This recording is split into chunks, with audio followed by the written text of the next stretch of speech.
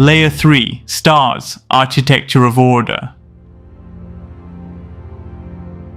Central objective, consolidation of perceptual obedience through a stable celestial visual pattern. The stars were not selected to beautify. They were selected to fix a structure.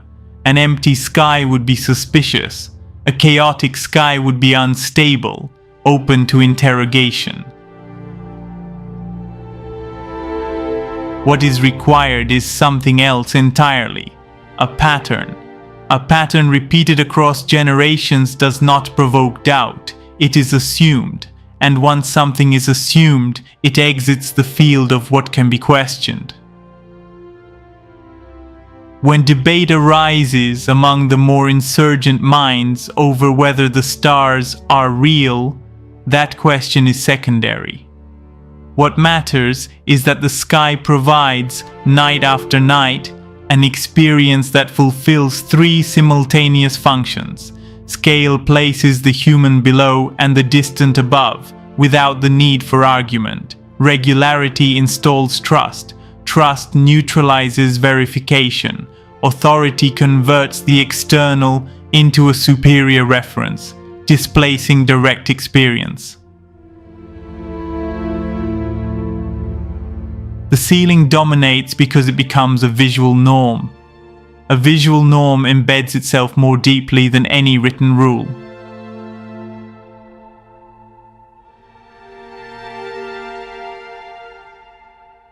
The star as stable reference and the human as transitory reference.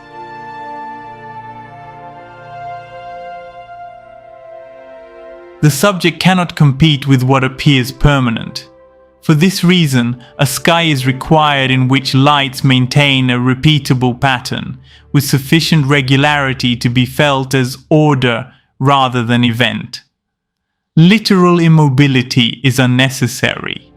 It is enough that the whole retains coherence and that its variations are presented as part of a reliable mechanism.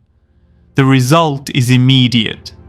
The human comes to interpret themselves as transitory, while the sky is interpreted as a superior reference. Obedience does not arise from fear. It arises from silent comparison. I change, this repeats. I die, this continues. Once that comparison is installed, the mind relinquishes its claim to centrality. And without centrality, the impulse toward the edge weakens, because the subject no longer feels like an axis and begins to feel like a passerby. Constellations, symbolic literacy and domestication. A constellation is not a drawing. It is delivered as an imposed method of reading. Where there are points, humans create shapes. Where there are shapes, they create stories. Where there are stories, a sense of belonging emerges. Layer 3 exploits this natural tendency and redirects it. Imagination is permitted, but only within a predefined frame.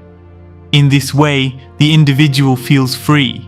I see figures, while the structure that organizes those figures is not theirs. Interpretation is not forbidden. A menu of interpretations is offered, one that keeps the gaze lifted in cultural devotion. Night as ritual, the ideal moment to fix order. Night reduces external activity, increases introspection, and amplifies sensitivity. This makes it the optimal setting for imprinting scale and destiny. A stable sky at night does not merely inform, it leaves a mark.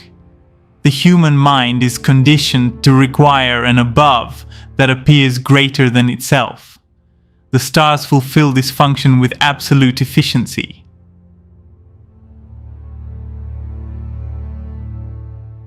General missions, loyal families, linked to Layer 3.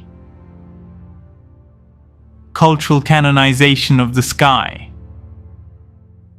sustain the notion that the sky represents supreme order and unquestionable continuity, not through direct imposition but through sustained cultural normalization.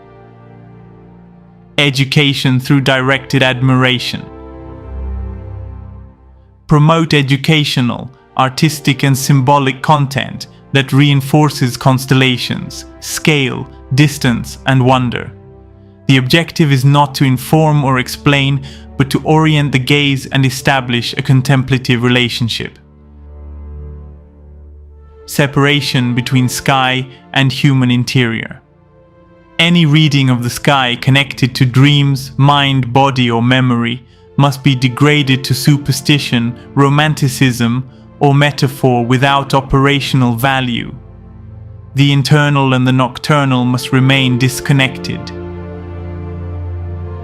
Neutralization of doubt through shame.